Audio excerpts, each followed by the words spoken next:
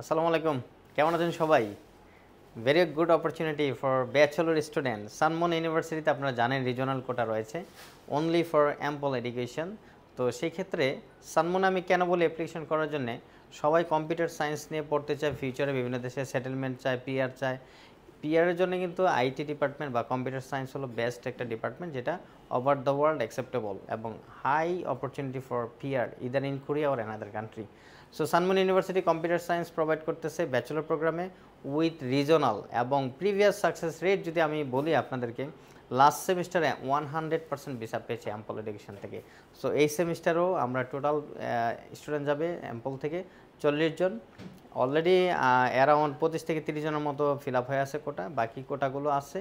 যারা 15-20 জনের মতো অ্যাপ্লিকেশন করতে চাচ্ছেন, আইএলটিএস 6 অথবা ওভার 6.5 বা 7 যাই থাকুক, 100% যদি আপনি অ্যাডমিশন পেয়ে যান, অ্যাডমিশনের সিকিউরিটি আমরা দিচ্ছি। অ্যাডমিশন পেয়ে যান 100% শিওর, ইনশাল্লাহ গত সেমিস্টারের মতো আপনি ওভার 100% ভিসা পাবেন। এবং সায়েন্স ডিপার্টমেন্টে কম্পিউটার সায়েন্সের টিউশন ফিটা মাত্র $3,200।